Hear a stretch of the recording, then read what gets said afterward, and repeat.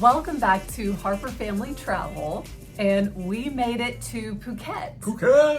Phuket is our second long stay here in Thailand. It's an island at the end of Thailand, really, headed into Malaysia. And that's where we're gonna go next. We made it, we're at our long stay. We're in an Airbnb and it's under $1,000 to stay here. It was a long drive. Really long drive. It was almost 10 hours.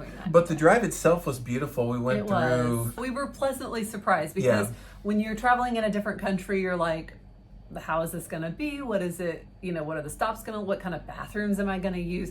All of the bathrooms we stopped at were really nice. We stopped, there's always a 7-Eleven on the corner, then just other shops. Like cafes and then like little stands. Street stands and KFC and Yeah. just a bunch of stuff. And the bathrooms were extremely nice and big and clean.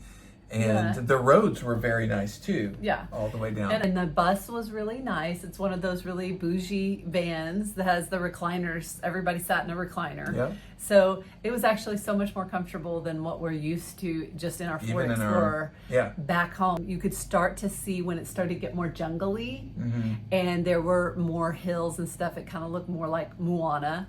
Did you feel that way? As we're getting to Phuket, it's raining. Yeah, and it kept raining. It kept raining, and it's still raining. Lots of rain.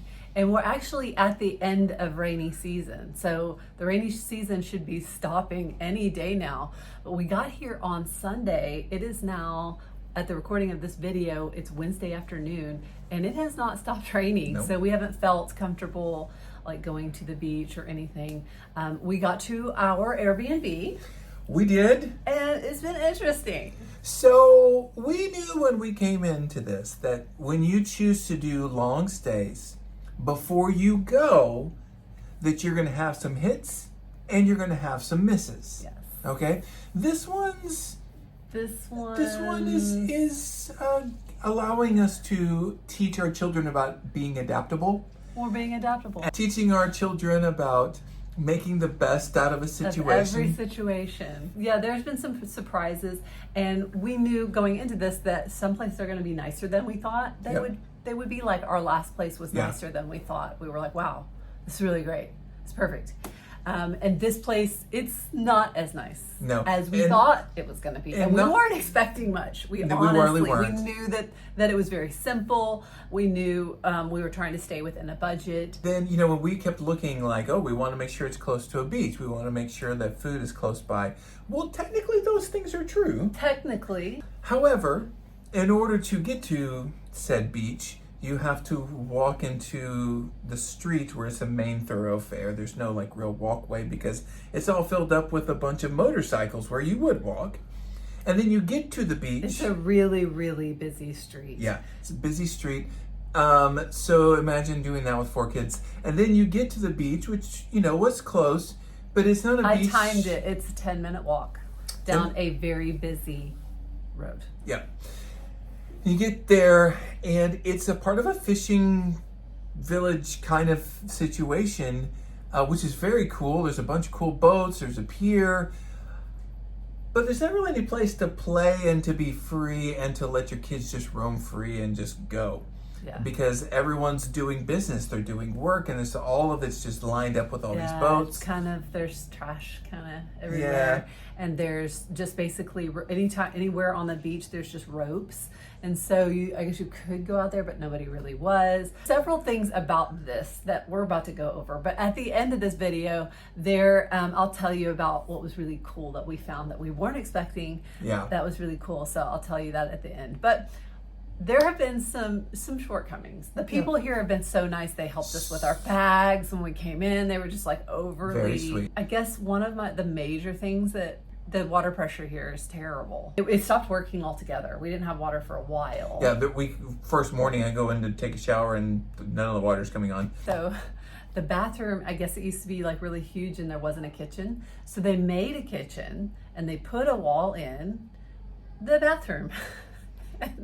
So what used to be kitchathroom. So what used to be just the bathroom is now, half bathroom on this side and half and And so in the kitchen, you'll see there's a soap dish. I don't know if you saw that, did you? The bathroom sink's really wobbly. They will just randomly drill like through the wall. So they're working on trying to improve all of these areas. We hear a bunch of like loud drilling and we're like, what's going on? We'll look at each other like, oh my gosh. The power's gone out a couple times. A couple times the power went out. The internet, It went out. they were like, oh yeah, we're working on it. The outlets in the house, like, We don't know which ones work and which ones don't. a lot of them don't work. One of the hardest things would be that we can't walk to the beach and be on the beach. It's not something you want to take. I did take them out to the beach. I wanted them to see it. I wanted to try it. And there's this really big pier, and that's really nice. It was fun, but the kids were just, the whole time we were on it, they were just disappointed they couldn't go to the beach. And then I was in charge of finding food that day, and I don't really like finding food in general. And She likes to eat, but she doesn't like to find the food. it turns out that I really don't like to find food in a different country where I can't read the menus. We are close to 2 grocery stores, a 7-Eleven, multiple street stalls, multiple restaurants. So we're gonna be able to eat just fine. The beds our bed's comfortable and fine. Everyone's got a place to sleep. Everyone's got a place to be. I have a little workspace back here. It works fine. So we're good. It's just we've had to make some adjustments. Yeah. And we've had anytime we've had to go out, anytime we wanted to go out, it's been raining. So you've had to go out. He's gotten drenched a couple times. Yeah. It's just like a layered situation. We came from this like really great, wonderful so nice situation. We made friends. We were able to walk to the market. We were able to walk to the beach. We were able to just swim in the pool. The other places seemed like we had a lot more freedom. We had found all the places to go. If anything, we could just go outside and swim. Here, it feels like kind of like we're trapped in the house, and even if we wanted to go out, we couldn't. And then one more thing about the house. Oh, what's that? Oh. Yeah. So one morning, I don't know, it was about 9 or 10 o'clock. Yeah. The twins and Levi locked themselves in their bedroom. Yeah. And we could not get them out, and the twins start panicking hardcore. Yeah, they're screaming and yelling like, I'm going to be stuck in this room for the rest of my life. They thought they were going to die in that room. Yeah.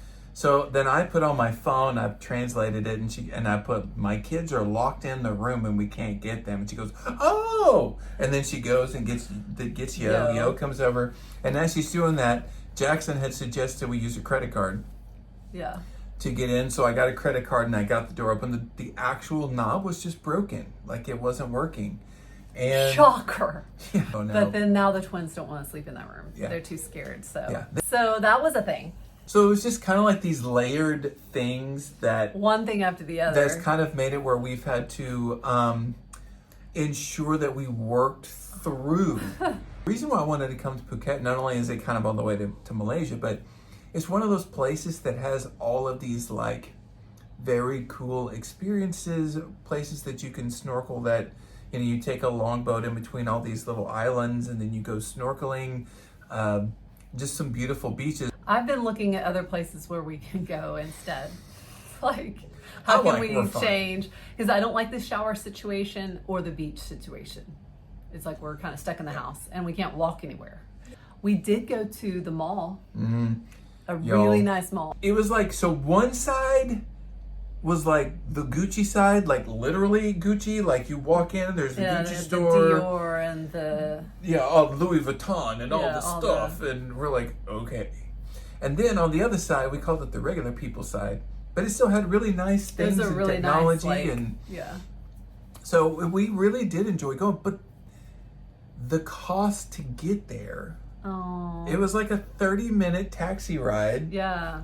So it was 20 minutes on the way back, but still, it cost us like $20 to get there and $20 to get back. Yeah. So it's not something we can do every day. Yeah. It's like, we have in our budget to do fun things like that. Yeah. But it's more of a fun thing. It's not Yeah. and travel budget. I'm interested to see what we'll find and what surprises we find. And we did find a surprise. Yes. Me and Jackson actually went all the way down to the beach because I wanted to do sort of a walkthrough first before I took all of them down there. There was a seafood market there. And it was like nothing I had ever seen before. Yeah. Do not think like the Albertsons seafood aisle that you go up and things are on ice. Like there was just...